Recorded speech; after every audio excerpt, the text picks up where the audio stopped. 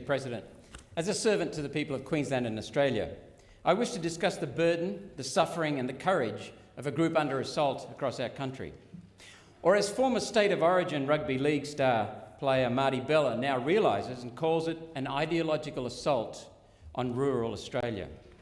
Senator Pauline Hanson first started discussing this in 1996, one of the first things she did when she got into the lower house. Maurice Newman, well-known businessman, former banker, has spoken about this issue many times publicly in recent years. Rick Gurnett, a farmer who is a strong supporter and also a member of the Katters Australia Party, has known about this for about 20 years. Paul Keating, actually, his government signed the deal with the United Nations in 1992.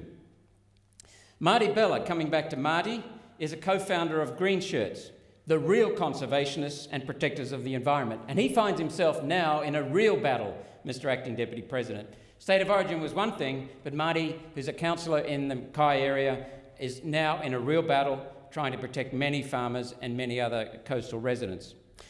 I also want to talk about the McDonald family, who I have enormous respect and regard for. Dan, his wife Katrina, who still barracks for the All Blacks, but nonetheless, she's a wonderful person. Their son, James, who's about 21, 22, their daughter, Ebony, and their second son, Reese.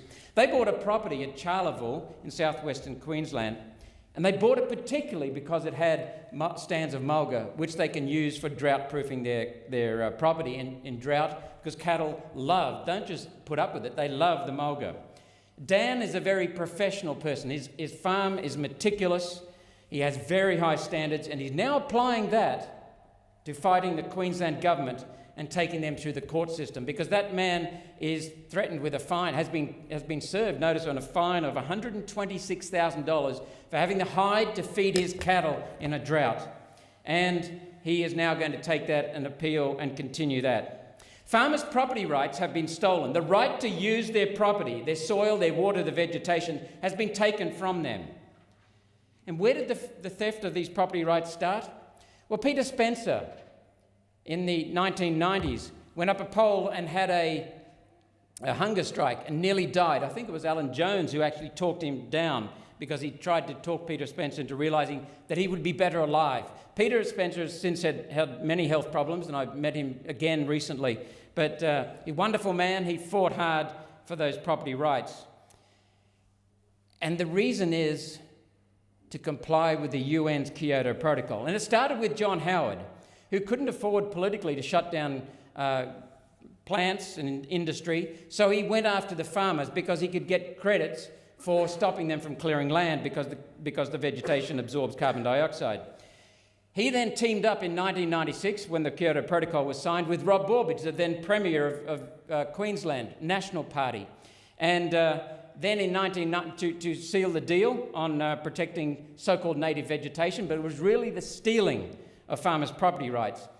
He then signed up with Peter Beattie, and Peter Beattie has admitted this in writing, that he did this to help John Howard's government comply with the Kyoto Protocol, ripping farmers' land off them. And Bob Carr did the same. He's admitted it publicly. Anna Bligh then continued it as Premier of Queensland.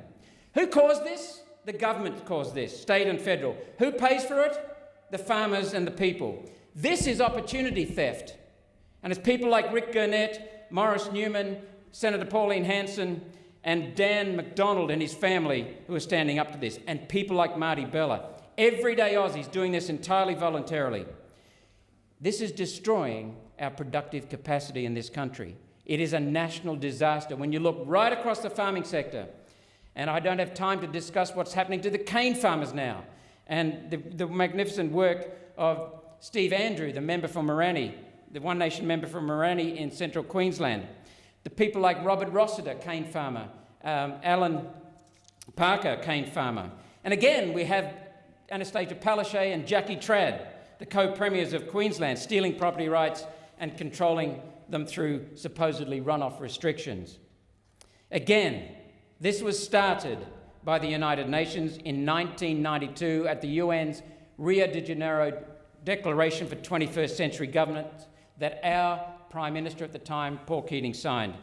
As again I said, who caused it? Government. Who pays for it? The people. Opportunity theft. We need restoration or compensation for farmers' property rights. Senator Roberts, your time has expired.